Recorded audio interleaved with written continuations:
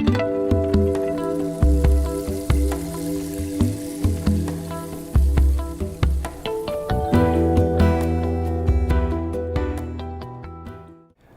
my name is Michael Mirdad, and I'm honored to be part of this message of hope for 2012 and beyond. I would like to share some insights, my own personal insights about this particular time in our lives. If you're seeing this video, by the way, it means the world hasn't yet ended. Sorry, but I couldn't resist. Anyway, at this time in our evolution, we're confronted with a lot of dilemma, a lot of confusion, a lot of strife in this world and in what we can expect or not expect to see happening in our particular time and in this particular time. I believe you'll find a lot of messages coming from speakers, teachers, authors, even television programs that share ideas about doom and gloom. Other teachers, a little bit more perhaps New Age related, have a very positive message about this time. They might have a perspective that it's just going to be another day tomorrow and things are just going to be a little brighter. I guess my perspective is sort of a blend of the two. There's no doubt in my mind that messengers from throughout history, Aztecs, the Mayans, Edgar Cayce, Nostradamus, Isaac Newton, even, of course, Mother Mary. And one of the most surprising is to hear Jesus, who has this infinite message of love and light in A Course in Miracles, sharing constantly that everything's an illusion and it's all about love and forgiveness and everything's all right. And yet that same Jesus told the channel Helen Schuckman when she wrote A Course in Miracles, and when she was scribing A Course in Miracles, that one of the reasons he was coming to her with this message was that the world, and I quote, was worsening at an alarming rate, end quote. And what this was saying to me anyway, in my interpretation, was that even though it may very well be an illusion, even Jesus was expressing concerns for the direction we were going or might continue to go. So as I see it, there is something definitely changing on planet Earth. Something very dramatic is going on at this time. And no time in history do I know of have we seen science, religion, philosophy, metaphysics, and all these various thought systems, ancient civilizations as well as modern technologies, agreeing on one particular thing. Nothing is going to be the same. Something very dramatic is happening on planet Earth and in our lives.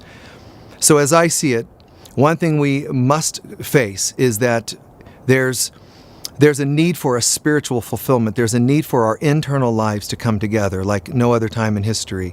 Some of us believe in ancient civilizations, Atlantis, Lemuria, and so forth, and that they reached a demise, particularly because of their way of life, their greed, their selfishness, their warlike behaviors.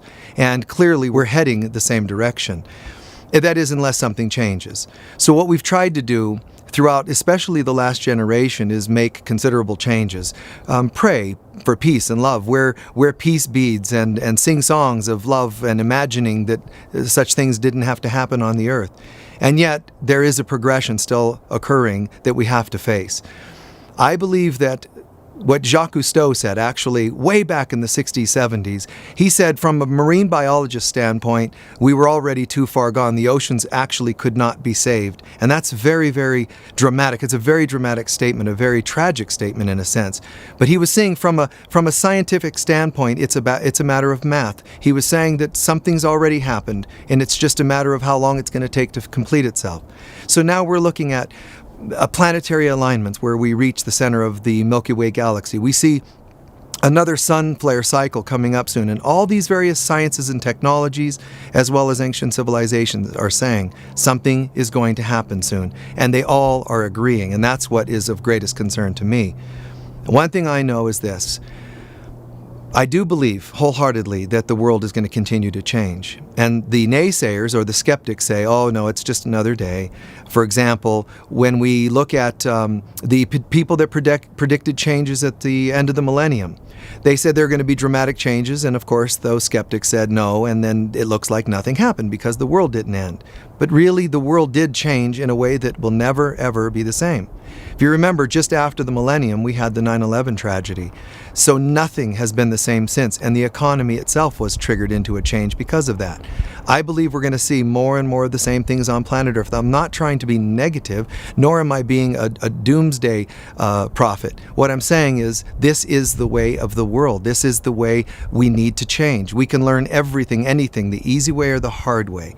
And we often have chosen the hard way. So like civilizations before us and for our own civilization, I believe we are going to see some things being learned the hard way. The great news is this.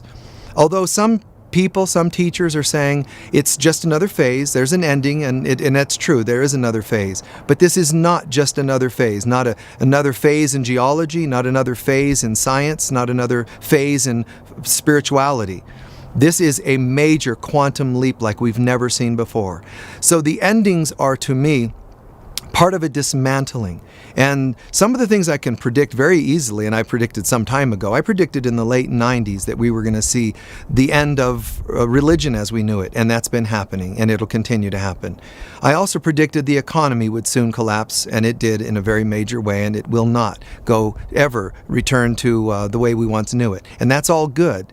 And the reason it's good is because they're all illusions. They're all false gods, so to speak. We are meant to find and discover, that is to say, discover ourselves. We're meant to find who we really are. And when we're caught up with things of this world, it's harder to find ourselves. So the things of this world we are creating to fall away from us. We're creating a dismantling at this time and in our lives. And that dismantling is going to lead us to our amazing end result, which is to become once again one with God. So I know it may sound dramatic, but this isn't just another phase. This isn't just another change. Yes, temporarily we are moving into a new dimension. That is a fact. We're moving into a new dimension, and how we can know that that's happening is because people are going to start experiencing not only external changes, but personal changes, such as greater levels of mental strain. People that were not near the edge are coming to the edge mentally, emotionally.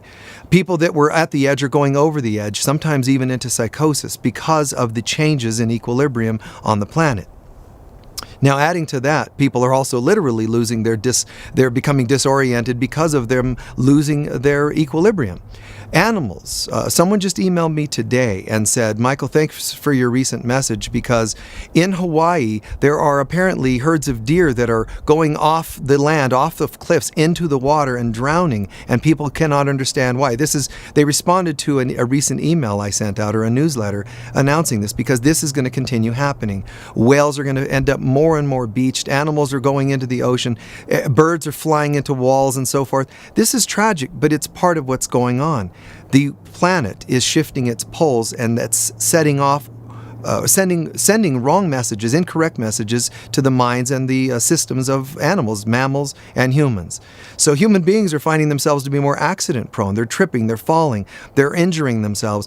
This is because this is a gradual way for us to acclimate, even though it doesn't seem like we're acclimating very well. It's a gradual way for us to acclimate to the shifts that could very well be more sudden than they are. Then we would really have problems. And yet the truth is the poles are going to shift far more dramatically and faster as time goes by. 2012 is marking a new era. It is marking a new time for us, but it's marking us going into a new dimension, a new reality, a new experience, a new level of consciousness. Now, we could say it's going to be an easy shift, but it most likely, because of history, we can tell it'll probably be more of a dramatic shift eventually. It's already been dramatic, but it'll become probably even more dramatic. At some point, when the dust settles, literally and figuratively, when the dust settles, what I do know and believe is that this isn't going to be just another age. We're shifting into a place that even A Course in Miracles describes to us as a new level of consciousness. It's the right-mindedness. It's a in-between place between here, earth, and heaven consciousness. I've always taught that there are three worlds, so to speak: heaven, Eden, and earth. We've lived in the earth realm long enough, and what happened is we originally lived in heaven, descended into Eden, and then eventually, they say, fell to earth. Now what we're doing is ascending back into Eden. This isn't just a fourth dimension or a fifth dimension. It's even greater than that. It's Eden consciousness, which to me is not as important. It's important for me to emphasize that this isn't just fourth or fifth dimension. It's important instead to say this is halfway home. So we're not just going to go to the fourth or fifth dimension and live there, and then eventually the sixth dimension and so on. We're actually ascending back into God consciousness, and that's the greater message. It's not so much what's gone wrong historically, it's not so much what we're experiencing in the present day. The ultimate message is where we're going spiritually and personally, experientially in consciousness, and that's with God, back home with God, in heaven. But there will be a time period where we will, what the Christians call a new millennium. There'll be a time where we will be acclimating to that new consciousness, because we can't really go from just heaven, or rather from earth consciousness back into a totality of oneness with all that is. We're instead needing to step up one phase at a time, and that's out of 3 phases: earth to Eden, Eden to heaven. Thank you very much.